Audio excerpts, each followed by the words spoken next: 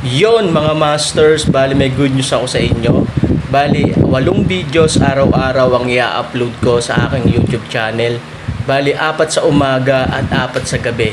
Maraming salamat sa solid nyong suporta sa akin mga masters. At sa mga hindi nag-i-skip, maraming salamat sa inyo. Inuulit ko mga masters, 8 videos araw-araw na ang i-upload ko sa aking channel.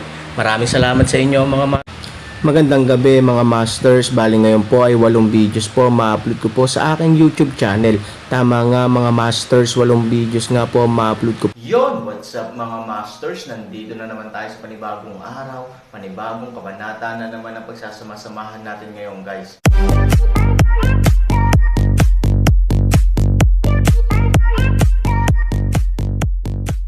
Bali mga masters, kung bago ka pa lang po sa aking YouTube channel, please click the subscribe button, lalong-lalo na po yung notification bell guys, para maging connected pa rin tayo sa isa't isa at maging updated kayo sa mga susunod ko pang video.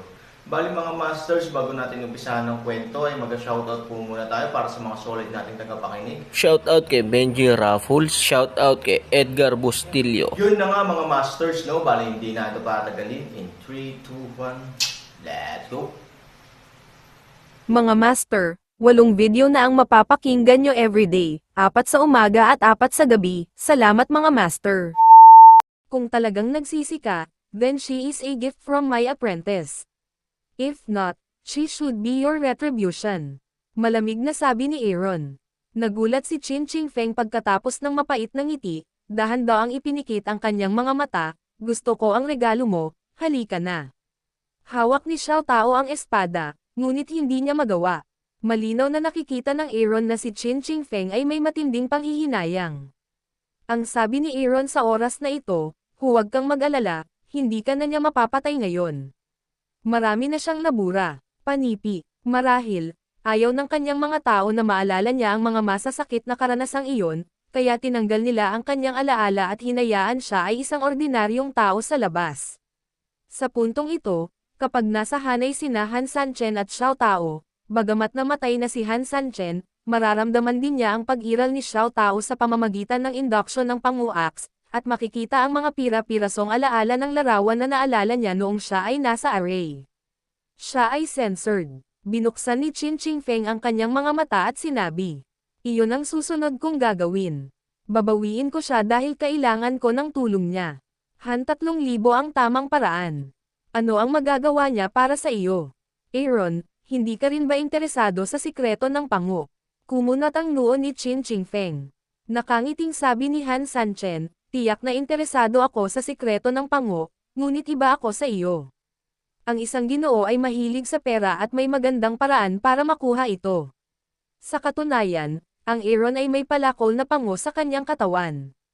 Ang Aaron ang tunay na sikreto ng Pangu, ngunit kailangan niya ang mga taong pango upang turuan siya kung paano gamitin ito. Ang problema ay nawalan ng memorya si Xiao Tao ngayon. Bagamat inayos na sila ng tadhana na magsama, joke lang. Sa oras na ito, pumasok si Linlong. Nang marinig ito, tumingin si Chin Ching Feng kay Aaron, nagulat si Linlong at Xiao Tao. For a moment, hindi niya matanggap ang katotohanan ito. Hindi nagtagal, naunawaan niya kung bakit gustong tulungan ni Aaron si Xiao Tao na mahanap ang kanyang memorya. "Maaari kitang tulungan." Pinag-isipan ito ni Chin Ching Feng at sinabi, "Pagbabayad sa laman ito o ikaw lang ang apprentice ko, tutulungan kita dito magpakailanman." Sumimangot si Aaron, "Master, gusto mo bang sumama sa amin? Laulaizi, iisa lang ang apprentice ko na katulad mo. Dapat kung saan ka pupunta. Higit pa rito, kahit walang kwentang tao ang amo mo, bata pa siya ay nilaibat niya ang buong mundo. Marami siyang kaibigan at siya rin ang 7 matanda ng nihilismo, kahit na wala siyang tunay na pangalan, maaari kanyang protektahan sa mundo ng lahat ng direksyon." Halatang ipinagmamalaki ni Chin Ching Feng kapag pinag-uusapan niya ito. Matagal na nagkatinginan sina Aaron at Lin at tumango sa isa't isa. Pagkatapos nito, nagtayo ng libingan sina Aaron at Chin Ching Feng para kay Zuying sa kubo na gawa sa pawid sa likod ng bundok. Pagkatapos ng sakripisyo, dinala nila ang 5 dragon at nagtungo sa mga bundok. Ang Aaron ay halos hindi na nakabawi. Si Chin Ching Feng ay isang matandang lalaki na nakatikip sa kanyang leeg. Ang nag-iisang babaeng si Xiao Tao ang naging pinakamalakas na pisikal na lakas sa koponan. Sa gabi, sa wakas ay nahulog ang party sa labas ng isang malaking lungsod. Sa harap ay ang lungsod ng Chanho. Noong mga panahong iyon, ang nayon ng sangay ng Pango ay nasa silangan ng lungsod ng Chanho. Ngunit gabi na ngayon, pumunta muna tayo sa lungsod, ngunit tandaan na bata ka pa. Pagkatapos mong makapasok sa lungsod, dapat makinig ka sa akin. Huwag kang magulo sa lungsod, alam mo ba ang daan? Si Qin Qingfeng pagkatapos ay malamig na nagpalakpakan. Tumanggo si Han Sanchen at sumunod kay Qin Qingfeng. Hiniling niya sa 4 na dragon na maghintay sa malapit. Si Lin, Long, Green Eye Jade Python at Xiaobai ay bumalik sa kanilang mga lugar at tumungo sa lungsod. Matayog ang lungsod ng Chanho. Sa isang sulyap, ang pader ng lungsod ay higit sa 100 metro ang taas, hindi bababa sa 4 o 500 metro ang taas. Ito ay may pakiramdam ng isang malaking lungsod.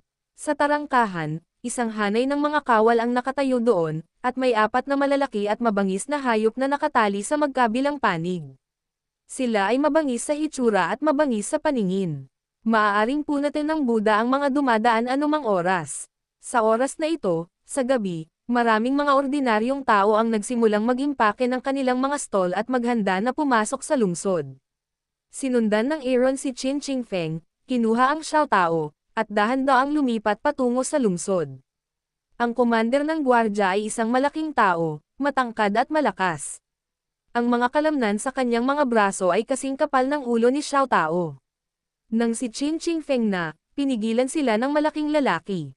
Napangiti si Qin Qingfeng at kumuha ng token mula sa kanyang mga braso. Panginoon ko, ako ang 7 elder ng nihilism. Pupunta ako sa lungsod ng Chanho para gumawa ng isang bagay. Ang guard officer ay tumingin kay Qin Qingfeng, isa pang tumingin sa token, at tumanggo. Nang malapit na siyang bumitaw, hindi sinasadyang sumulyap siya kay Xiao Tao sa likod ng Aaron, at biglang nagningning ang kanyang mga mata. Ikaw, tumigil ka. Ang opisyal ng gwardya na si Yael, ay hamarang sa harap ng Aaron at Xiao Tao, at pagkatapos ay kinatok si Aaron, na nakatitig kay Xiao Tao. Nagulat si Xiao Tao, saglit siyang nakatitig sa kanya, at siya ay nalilito. Panginoon ko, siya ang aking alagad.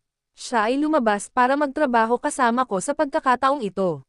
Nang makita ni Qin Qingfeng ang sitwasyon, mabilis siyang tumalikod at ngumiti sa tabi ng gwardya. Hindi man lang pinansin ng guard officer. Tumingin siya kay Xiao Tao na may malaswang tingin. Ang kanyang intensyon ay hindi maaaring maging mas halata. Peach, sumunod ka sa akin. Alam ni Qin Qingfeng na ang opisyal ng guard ay nagbago ng kanyang kulay at malapit nang umalis ng nagmamadali. Ang guard officer ay naiinip na itinulak si Qin Qingfeng palayo at sinabi sa malamig na boses, "Dam, binigyan kita ng mukha, hindi ba? Binitawan mo siya." Bago ito naaninag ni Qin Qingfeng, ang opisyal ng bantay ay agad na lumapit at sinampal ang mukha ni Qin Qingfeng na may mabigat na pamaypay, kinain. Ni Qin Qingfeng ang sampal, at siya ay napatulala sa lugar na iyon, at ang mga bantay sa paligid niya ay humagalpak ng tawa. Ay po, sinong hindi nakakaalam na ikaw ay isang pinatalsik na elder? Si Lao Zizuangho ay tumitingin sa iyong mga babaeng disipulo. Yung mukha mo, huwag kang mahiya. Alam mo ba, kapag nagsalita ka na naman ng kalokohan, isa-isang suntok ko ang ulo ng aso mo. Panipi, dahil dyan, hinamak ni Zuanghu ng ngumiti at itinapon ang token ni Qin Qingfeng sa lupa. Sa mundo ng 8 direksyon, ang dahilan kung bakit gusto ni Linlong na mapunta si Aaron sa nihilism ay dahil umaasa siya na makakaasa siya sa isang sekta, upang madali niyang mahahanap ang mga taong pango saan man sa hinaharap, dahil sa mundo ng 8 direksyon, kailangan niya ng token para makapunta saan man. Ang ilan sa mga ito ay katumbas ng mga ID card ng Aaron sa mundo, ngunit hindi ito ginawa ng lahat ng tao dito, ngunit isang uri ng pagkilala sa pagitan ng mga puwersa ng bawat isa, dahil ito ay may kaugnayan sa kapangyarihan, natural, ang mas maliit na sekta, ang hindi gaanong mahalaga ay ang kanilang token. Alam mo kung sino siya. Haha, ang 7 matatanda ng nihilismo ay tinanggal. Tumawa si Zuanghu, pagkatapos ay iwinagayway ang kanyang malaking kamay, itinuro si Xiao Tao at sinabing, ang babaeng ito ay hindi kilala. I doubt her very much. Ibalik mo siya sa kwarto ko mamayang gabi. I want to make a thorough investigation. Nang marinig ang malalim na investigasyon, agad na tumawa ang mga guards na nagpapakitang mahuhulog ang dilag na si Xiao Tao sa lobo na kuweba ngayong gabi. Karaniwang ginagawa ng grupong ito ng mga gwardya ang ganitong bagay. Basta nakakita sila ng isang magandang babae na walang background, dadalhin nila siya pabalik sa kanilang selda para inspeksyonin, at pagkatapos ay gagahasain siya sa selda. Pagkatapos na maging masaya ang pinuno, naglaro sila sa kanilang tulong proyekto para sa kanila. Ngunit para sa mga biktima, ito ay isang bangungot na hindi maaaring kalimutan sa buong buhay. Sa sandaling kumagat si Aaron, mabilis siyang sumugod na may galit sa kanyang mga mata at hinawakan si Aaron sa kanyang mga braso, huwag kang gumawa ng gulo. Naalala mo ba yung sinabi ko sa'yo? Ako na ang bahala sa lahat. Panipi, 3,000 kilay nihan isang kulubot, malamig na inumin sa isang paraan, pwede bang panoorin mo na lang silang mangagaw ng maliit na peach? Kami ang nagdurusa sa impulse. Malamig na tuwang-tuwa si Qin Qingfeng. Hindi sumasang-ayon si Han Sanchen sa pananaw na ito. Siya ang uri ng tao na gustong ayalay ang kanyang buhay para sa katwiran. Walang magagawa si Han Sanchen para makitang inalis si Xiao Tao. Nang malapit ng magmadali ang Aaron, biglang may dumating na light drink. Bitawan mo lahat. Nang marinig ito, agad na ibinaba ng mga gwardya ang kanilang mga ulo, Master Wang.